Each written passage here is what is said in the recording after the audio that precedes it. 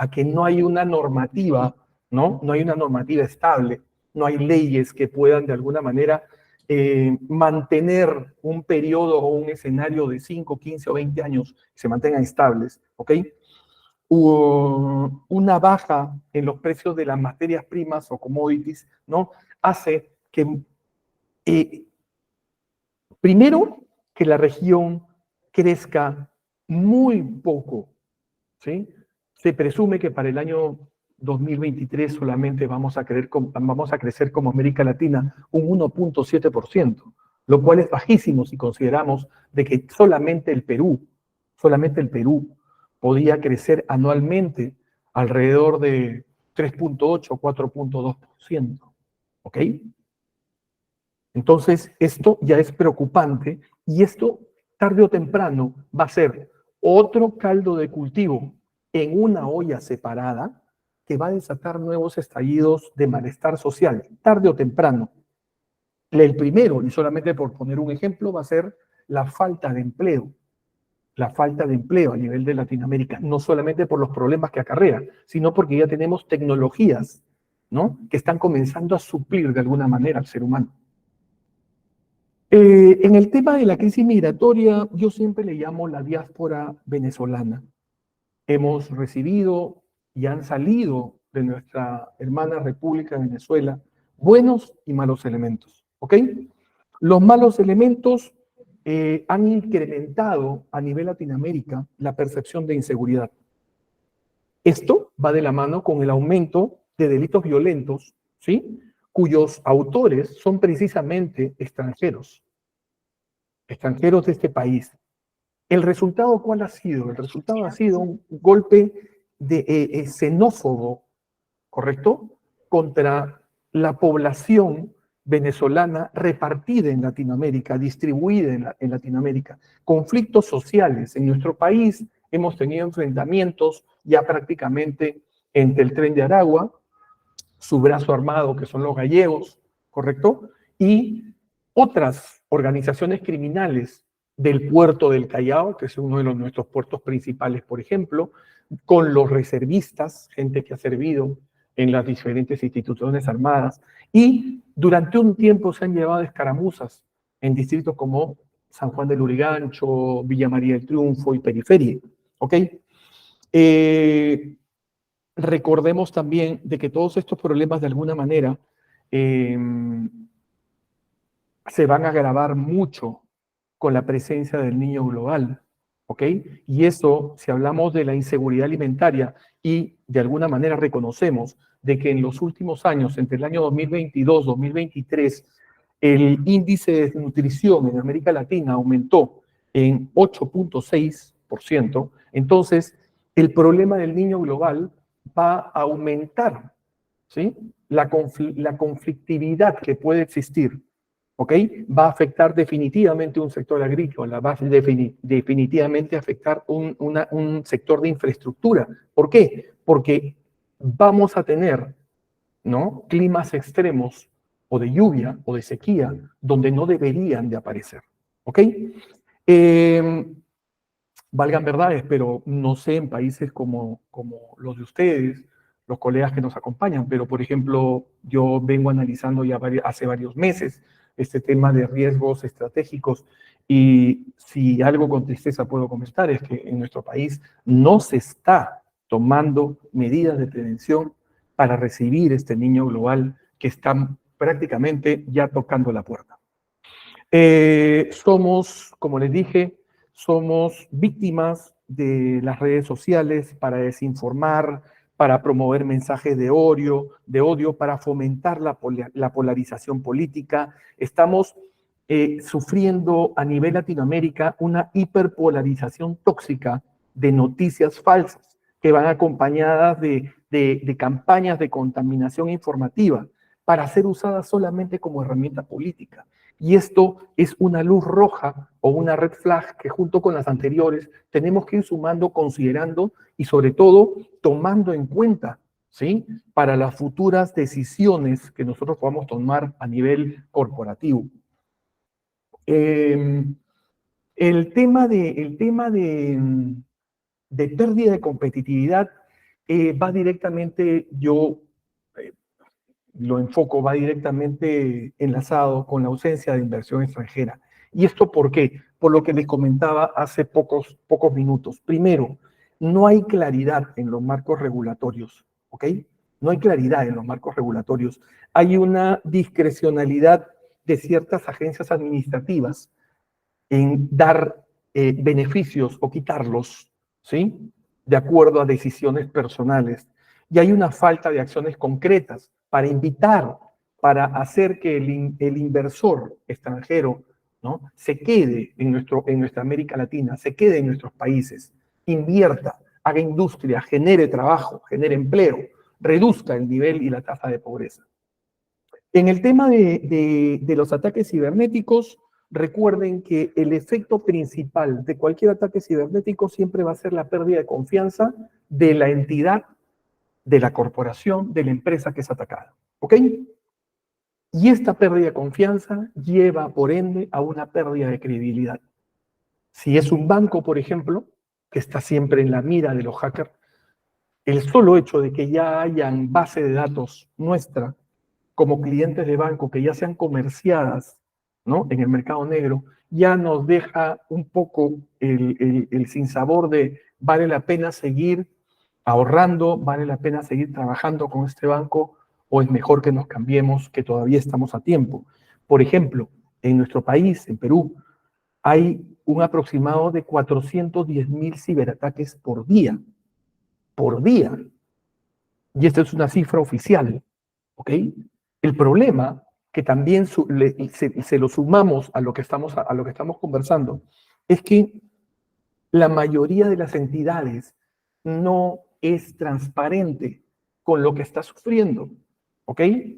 No es transparente con la cifra, no es transparente con la metodología que está llevando. ¿Ok? Ya todos sabemos de que el ransomware es el más usado y el más peligroso, ¿no?, de los malware que se están de alguna manera utilizando, no solamente individual, sino también corporativamente. Por ejemplo, en el último evento de fútbol que tuvimos por las eliminatorias al Mundial, acá en Perú, se disputaba el partido Perú-Venezuela y se habían hecho algunas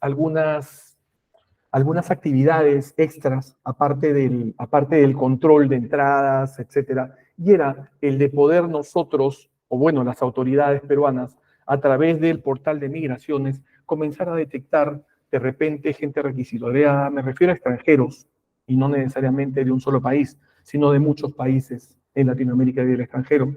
Se trataba de hacer un filtro para saber si existía gente requisitoriada, si existía gente indocumentada, etcétera. Bueno, pues minutos antes del partido, el portal de migraciones fue hackeado, ¿no?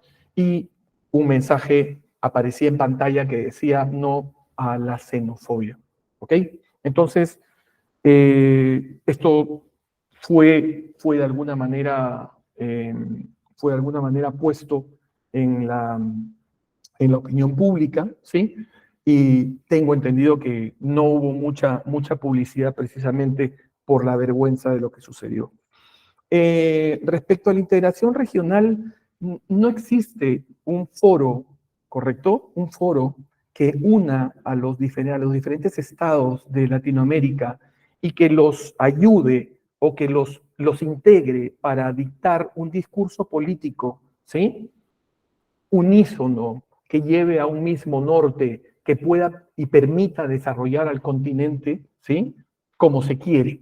No, existen diferentes organizaciones y diferentes foros, diferentes eh, eh, organizaciones, ¿correcto? Pero que cada una de alguna manera jala agua para su molino, unas con ideas bastante retrógradas, ¿sí?, otras con principios y con un voluntariado muy dudoso, y otras que solamente quieren básicamente el poder o el control total del Estado, ¿sí?, a través de formas nada honradas y nada legales. Entonces, no se tienen, por eso, aliados internacionales que de alguna manera puedan potenciar el rol de Latinoamérica a nivel mundial. ¿Ok?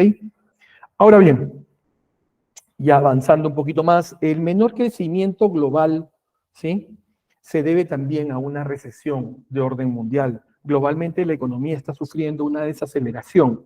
La demanda de commodities está cayendo, ¿ok? Básicamente energía y productos agrícolas. Entonces, al haber menor exportación, hay menos ingresos y al haber menor exportación, hay menos inversiones. Y eso es algo que nosotros tenemos que reconocerlo y tenemos que convivir con él, ¿ok? Al haber menos demanda, hay menos dinero para desarrollar proyectos cuya fuente inicial fueron precisamente la venta de commodities. ¿Ok? El aumento de tasa de interés va de la mano con el nivel inflacionario. A mayor nivel de tasa de interés, mayor nivel de inflación. ¿Ok? Esto normalmente, ¿qué tiene como consecuencia directa? Primero, la salida, ¿no? O el estorno de capitales extranjeros. Segundo, un mayor gasto fiscal. Tercero, una depreciación de las monedas de la región. Y por último, de que al final, este aumento de tasas de interés, ¿sí?, por necesidades patrias o por necesidades organizacionales propias de un banco central de reserva, por ejemplo, ¿sí?, afectan definitivamente la confianza del empresariado extranjero en el corto, mediano y largo plazo para su permanencia en Latinoamérica, para su permanencia en cada uno de nuestros países. Ahora,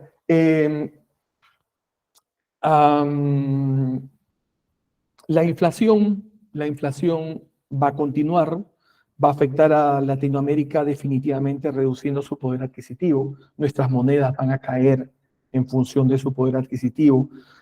Van a haber ajustes de bancos centrales de reserva que de alguna manera van a afectar la deuda pública y esta deuda pública es sensible a cambios en sus tasas de interés. Por lo tanto, grandes proyectos también van a ser afectados, pero sobre todo, el ciudadano de a pie es el que se afecta con esto. ¿Okay? Todos nosotros somos los que nos afectamos con esto, y sobre todo los que menos tienen. Respecto a la desigualdad y baja productividad, esto se ha reducido básicamente por conflictos sociales. La productividad se puede ver afectada, como les digo, por conflictos sociales. De alguna manera esto se refleja en una desconfianza en el empresario, en el consumidor inclusive, se frenan las inversiones, se frenan las compras, la gente comienza a contraer el gasto y comienza a ahorrar en lugar de gastar, ¿ok? Y esto de alguna manera reduce el crecimiento económico. Si a esto le añadimos la corrupción existente, en el caso de nuestro país, a todo nivel, por así decirlo, aunque todo es una palabra muy fuerte, pero si añadimos a este contexto, en mi país, Perú, el nivel de corrupción altísimo que existe en la función pública y el niño global que se nos está viniendo, les aseguro que vamos a tener pérdidas sustanciales en nuestra economía, de las cuales nos vamos a tardar en levantar en muchos, muchos años. Ahora bien, comencé a decalar el riesgo, ¿sí? Comencé a decalar el riesgo, tienen la fuente ustedes en la parte de abajo, y comencé a buscar información. Y les presento yo, ¿no?, lo que nos dice Bloomberg respecto a las principales amenazas que pueden sufrir los diferentes países. Si ustedes se dan cuenta, hay en color rojo y hay en color morado. Las de color rojo no me preocuparon mucho, pero las de color morado sí. Y les digo por qué. Porque las de color morado básicamente hablan del colapso del Estado. Y el colapso del Estado, observen ustedes Argentina, Brasil, Bolivia, Chile, Colombia, Paraguay, Ecuador, Perú, ¿sí? Uruguay, que es el único país, el único Estado que no lo tiene, y México, ¿ok? Y el colapso del Estado es nada más y nada menos que el fracaso del modelo de gobierno dentro de un Estado soberano. Impera la violencia, imperan el ruido social, ¿correcto? Impera el ruido político, ¿sí? Pero se dejan de lado la parte normativa, se deja de lado la parte legal, se deja de lado el marco adecuado del bien común, ¿sí? Y nos convertimos en un Estado fallido. Y ese es una de las, creo, uno de los objetivos de algunos de los foros que no he mencionado directamente, pero que existen, ¿no? En Latinoamérica. Quiero poner dos riesgos bajo el microscopio, y yo sé que ya estoy contra el tiempo, me estoy pasando unos minutos, discúlpenme. Quiero poner dos riesgos bajo el microscopio. El primero es el colapso del Estado, ¿sí? El colapso del Estado se puede dar por cualquiera de, de las, de las ideas que ustedes tienen en pantalla, ¿correcto? Y que de una manera pueden llegar a extremos realmente preocupantes. Van desde un conflicto interno hasta la ilegalidad y corrupción a niveles inimaginables, mayores a los que nosotros estamos viviendo en Perú. Si a esto le aumentamos una fragmentación política y una falta de amor a nuestra patria en cada uno de los países de Latinoamérica, esto, de alguna manera, se va a concretar, ¿ok? Así es que véanlo bien, estudienlo bien, y como les digo, comencé diciendo, vean ustedes y armen su checklist, y termino diciendo lo mismo. Vean ustedes y en su checklist vayan haciendo un check o un aspa a cuál de estas le están atinando y a cuál no. Por último, la proliferación de actividades económicas ilícitas. En rojo vemos todas las economías, ¿sí?, criminales que maneja el reconocido Tren de Aragua, que si ustedes se dan cuenta en esta imagen, ¿no?, va desde Venezuela hasta Chile, pero no toca Brasil. No toca Brasil, por una muy sencilla razón, porque hay una organización criminal en Brasil llamada el Primer Comando Capital, ¿sí?, que ha tomado Brasil por asalto y que ya no está al nivel del Tren de Aragua, sino que ya tiene sociedades con la Drangheta italiana, ¿sí?, que ya lava activos en China, ¿sí?, lava dinero en China, y que está a un nivel muy por encima, tanto en organización como en armamento y la complejidad de una red criminal que, si la podemos ver como una organización empresarial, trabaja a las mil maravillas en Brasil. ¿Ok? Y en negrita yo les pongo acá la falta de conciencia de seguridad. Pirani es una organización cuyo documento se lo voy a compartir al término de esta exposición. Habla acerca de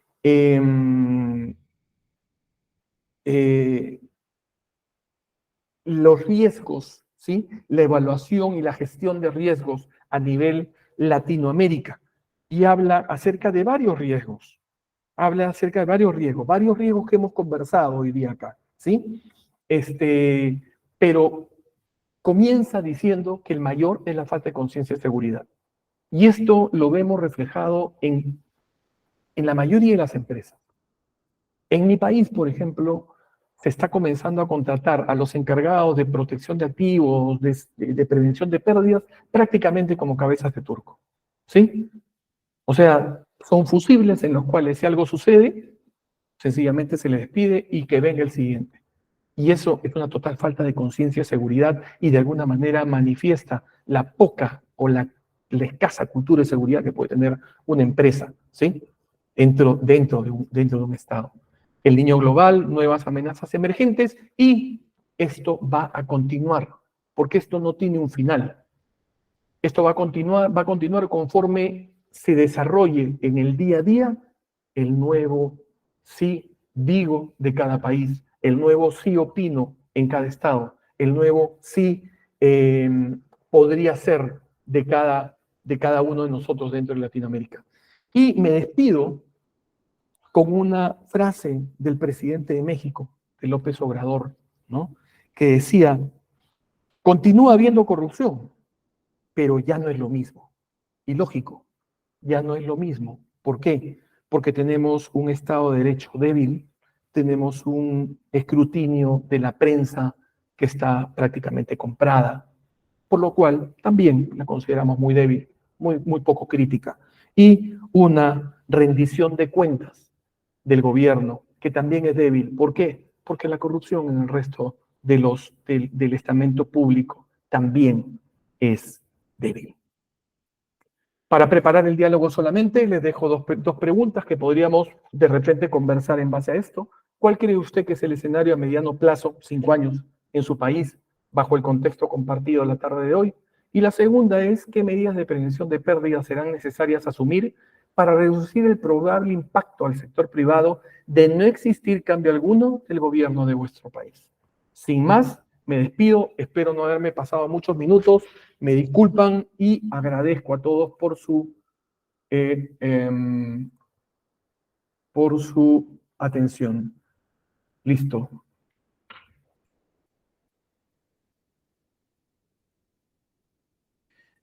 Me acabo de ir por unos minutos, no sé si me voy a detener la grabación. No sé Bueno, qué les pareció. Luis, la verdad que como responsable de seguridad o como profesional de seguridad, el panorama es muy amplio.